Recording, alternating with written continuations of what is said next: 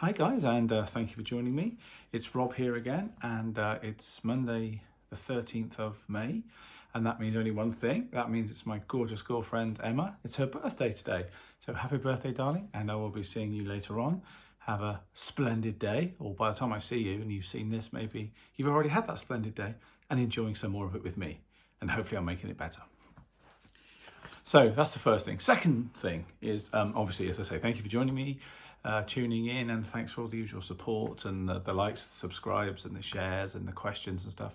And speaking of questions, I've got some here. Now, I think I've sort of trawled through and found them all, I think, from some are on Instagram, and some are from Facebook, and I think there's some on emails which I've missed because I forgot to put them together, so I'll probably do those next time. So the first question I've got here is from Kyle Herringer, and he says, "Hello Robert, how are you?" Well, I'm very well, thank you, Kyle. I'm good. Do you know if there's a possibility of a DVD from the concerts with Susie last year? Nothing was planned as far as I know. I don't remember any sort of film crews being around anywhere at any of the shows. Plenty of photographers, and there's plenty of wannabes in the audience with their phones up instead of enjoying the show, filming the darn thing. You know, it's ever so frustrating. Tell you, I went to see. We had free tickets thanks to my very lovely, beautiful friend Gabriel, who does monitors for Susie. He does front of house for Paloma Faith, and he said, "Would I want to go along and see her?" So me and my friend Phil went along to the Forum in Bath last Thursday, I think. And I had a really good time. I don't know any of her songs particularly, and but that's good. Sometimes just going along and seeing somebody without really knowing much about them is better than having too much info. And we went along and really enjoyed it, and the audience were great. She was great. The band were great. It was lovely to see Gabriel again, and he really looked after us, But yeah, people there with their phones, but not too many. My point was going to be actually not too many. Most people were just in the moment, and I think that's great. Because let's face it, when you record those things on your phone, you go home and it's all distorted, and you get the person next to you going, "Way!" or "boo," or whatever. Anyway, enough of that. But yeah, it's a bit of a pain. But pictures, I think they're a bit better. But when you try and film it, some people are there filming the whole thing at gigs sometimes. But anyway, that's a whole nother thing. So no, I don't think so. Manta Ray was the last thing we did, which was 2009 maybe, filmed in London. I can't remember the venue now, but I think that's available, and they stream it quite often on Sky Arts. But as a fan, Kyle, I'm imagining you've got every copy of that you could find. And there's a few bootlegs around, which are a bit naughty really, but there's a few bootlegs around of the gigs and stuff you find on YouTube and things. Is there any new album coming? Well, that would be nice. Let's hope so, is the answer. And I think I've got that a few times coming up, so I'll probably just say the same thing. Oh, and another one. Will Susie and Iggy... Carl was greedy, lot of questions. Will Susie and Iggy be releasing The Passenger as a single? It's on an advert, isn't it? But it's for ice lollies. Or is it Magnums? I don't even like Magnums, that's a shame, isn't it? Otherwise we could get some free job lots. I don't think so. I haven't spoken to Sue and the gang for a while, but I was aware when they were doing it because she was telling us about it, and Iggy and his involvement with it, and he was more than happy to do it with Sue and would love to do it with her, so that was quite a kick. And we thought they may do it together. It's actually this time last year, I think, we did Cruel World. Maybe not the date, but the week. Emma reminded me that within this week was when we did Cruel World, which is that picture up there, but you can't see now, it's that shot. That was just an amazing gig, and I ripped my trousers before we went on stage, but I don't think I've shared that story. But yeah, I actually did rip my trousers, but that's another thing. If you want to ask me about it, send me a question or send me the question. What was I going to say? Yeah, and she was, we were hoping that because we were on the same bill that he was on just before us, I think, twice because of the thunder the night before. So yeah, what happened? We were hoping that he might run on stage and do Passenger with her or something like that, but it didn't happen. But that was just for our own egos for the band to say we sort of played with him, but it didn't happen, and it was probably better that it didn't happen because Iggy's set was about Iggy, and this set, the headlining set, was ours. It was Susie's, so it was best that it was just kept Susie. So yeah, so I don't think so, but I don't know. Peter Williams, my good friend Peter Williams. Graham Russell drums, Rob. Okay, so that comes from the post I did about drum clinics.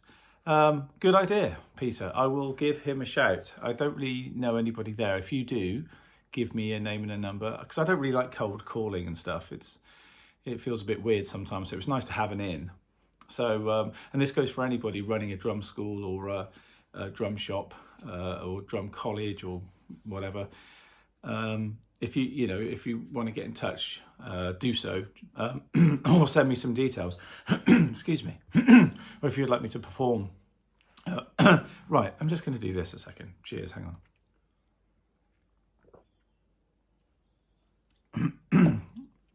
Early morning, cough, dry throat. Yes, an in is always good. I don't like just, as I say, cold calling. So if you are attending or you go to a drum shop and you think it would be a good place for me to play, or your local drum teacher hosts things, then send me the details and I'll get in touch with him or her and get it started, you know. But there's going to be more drum clinic stuff tomorrow. So I have some news. So yes, I would love to do one at, after my coughing fit, I would love to do one at Graham Russell. That would be great. Such a big shop, and you know, he's doing the business for a long time, so it'd be good to be associated. Next question, Mr. Human Racing. Mr. Human Racing, yeah, okay. Not Human Raisin, but Human Racing. How's the Susie album? How's the Susie album coming along? Well, when it does, we'll let you know. You know, I've got nothing to report at the minute, which I'll say for all of those, that same question that comes up, because I think there's maybe a few more. Yeah, it'll be great to get on vinyl again with Susie. We are on some B-sides. I think It's About to Happen, and Not Into a Swan. There's another single, maybe Here Comes That Day, has got the lineup that is Susie's backing band. I mean, we're missing Amanda on keyboards, and we're missing Ted Benham on percussion. But they were in the band originally for that first 3 or 4 year stint we did. And we did a gig at up on the Eiffel Tower, actually on the Eiffel Tower. They've got on the first floor of it, they've got like bar and cafes and stuff like that, and they've got like this small room which iTunes sort of promoted the tour, and we all got iPods and stuff, which was cool, but that was years ago now. Could do with a new one, please, if there is such a thing. And yeah, we played there, and it was filmed and recorded for audio and well, obviously both. And the videos I think are online somewhere. I haven't checked, but the audio anyway was mixed and produced and mastered and became B-sides, I think, for It's About to Happen and maybe Here Comes That Day. You fans will know, but I've got a few vinyls on the wall by the front door. But yeah, it'd be good to get on an album anyway with this lineup that isn't just a live performance. So, you know, we're as excited as you guys, so let's hope something starts happening soon, you know, fingers crossed. Sal, my good friend Sal Michael, what sticks, okay, so this is a little, maybe 2 weeks ago this came up, but what sticks did you use on this tour? And he's referring to the Susie tour. I posted a clip of a sound check, and somebody commented, I don't really like your cymbals, or I don't like your drums, or one of them, and I just got rid of it. I can't be bothered with negativity. Maybe I shouldn't have done it, but I did anyway. That, you know, whatever. I wasn't asking his opinion. I was just playing. It wasn't like, hey guys, what do you think of this? But anyway, maybe that's the internet. You've got to take the rough with the smooth, but I decided to get rid of it. Anyway, so what sticks did you use on this tour? I used Vic Firth 5Bs, wood tip. Always use wood tip. And towards the back end, from Tinmouth onwards, I think I used ProMark, but I don't know what the range is, and I haven't got a pair here. There would be a 5B equivalent. I don't know what they call their different ranges, but you know, they were good too. I was just finding the ProMarks were just, the beads at the end, you know, were just starting to chip away a little bit. And you know, as if you're playing it on the ride, it feels like the stick's turning in your hand. Or if you're playing on the snare drum, again, it feels like the stick's turning. It's just a bit frustrating, you know. Nothing wrong with Vic Firth. They're brilliant sticks, and I've been in Dorset for years, and I'm down with that. It's great. But I just fancied a change. My drum tech, Wee Davis, said, try these. He was using them. Oh, he got some for what was the drummer? I can't think. One of the bands he was working with anyway. He got them in and said they were great, so give them a go. So that's what happened with that. But I also use the Bopworks, as you know. I've talked about those before. And I think you've got a pair, haven't you, Sal? Do you? If not, you should do. They're great for jazz work. So when I'm out with Lorena McKinnett next month, month after, where are we? But July, I'll be using the Bopworks again because they're thin and I don't need a lot of volume and I don't have to play very, very loud. But with Susie, I need something that's a bit more. Okay. Omas Bombis 5432 asked, and this was 5 days ago, is this for new? Okay. No, all the studio shots I've taken recently, and I've had a lot of those, so I don't think I've put them all on. There was a lot of those sort of questions. No, it's not Susie, I'm sorry. I wish it was, but it's not. I think one of the sessions was for Nick Allen's band, Little Men, and I think the other one would have been the one in Gloucester, where I'm recording. Actually, it's top secret. I can't talk about that one. But we're recording some songs that are going to be given to a very famous singer.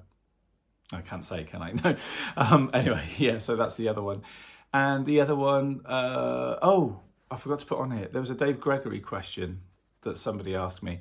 That picture must have been taken in the 80s or something. I think they thought Crescent Studios was in Bath.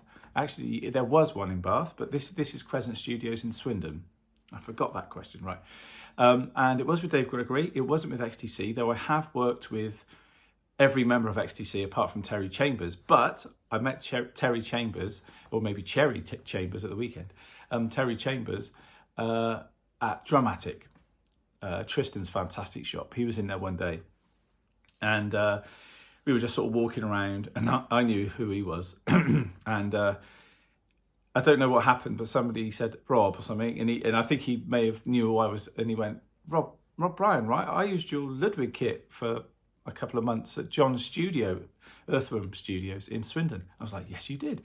And I think I showed it before. Oh, it's over there. But they, him and Colin Moulding signed the bottom head for me, to Robbie or something. Lots of love, Terry Chambers and Colin Moulding. So I've got his email address, and we've had a few sort of conversations, and we're going to meet up for a beer basically. That would be great because I love his drumming. He's got so many stories, but I don't want to be a super fan because I love XTC, but I don't want to be that super fan that says, oh, the minute we get a pint, right, so how did you do, blah, blah, blah. I don't want that. Just want to hang out and chill. But Colin Moulding I have worked with as well on separate sessions, to do with some of his solo stuff that he did a few years ago, quite a few years ago now. And Andy Partridge I've done a few sessions with as well. I don't think any of it's surfaced online or physical copy, I don't think. But I've got it must be an hour and 45 minutes long recording, which we did with him, where one session was songs, and then this other session was it was his birthday, and he brought some wine along, and we were just rehearsing. There's 4 of us in a room, we pressed record, and we just, on the computer, we just took everything, and I've got it somewhere, and of course I'll never share it because somebody asked if I would share it. But he's moving from synths, he's moving to guitar. I think he messes about with the bass at one point. He comes over and plays some drums with me. None of it was filmed. I've got a few photos of the session, and it was just, we all got a bit tipsy, and it was just brilliant. But some of his rhythmic ideas were just phenomenal. So I feel blessed to have worked with 3 members of the band. So Dave Gregory's session came up through a recording session I do every year with a lovely bunch of guys that come together under the watchful eye of the lovely Stuart Harris, who's a singer-songwriter, and him and Damon, who's a great drummer, and he runs the studio, he's producer, engineer, mixer, master guy, everything, the master, gets together, and they sort of either work on some covers that they like, or they work on some of Stuart's original stuff. And this time round, it was Beatles stuff. They wanted to do 4 or 5 tracks, which, oh, damn it, it was here a little while ago. Damn. You've got the Beatles EP. I think we did, I think we did Ballad of John and Yoko, Come Together, Don't Let Me Down, and one other. I can't remember the other one. But Is it I've Got a Feeling? No. Anyway, it was brilliant fun. And there were some great musicians on that session. I met some lovely people. And whenever I go there and work, I'm meeting new people, more names for the address book. But nearer the time, he said, or Damon said, they were getting Dave Gregory. And it was like, what?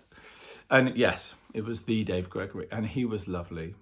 Fantastic guy, softly spoken, very chilled, very funny, very relaxed.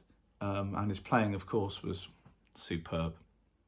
Had all those Harrison vibes down, you know.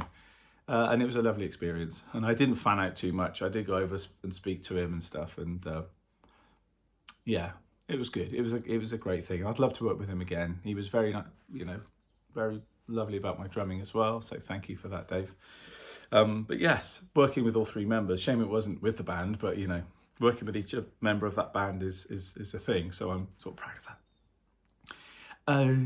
Paul Lappin Music. I love this, Rob. This was a clip I was doing.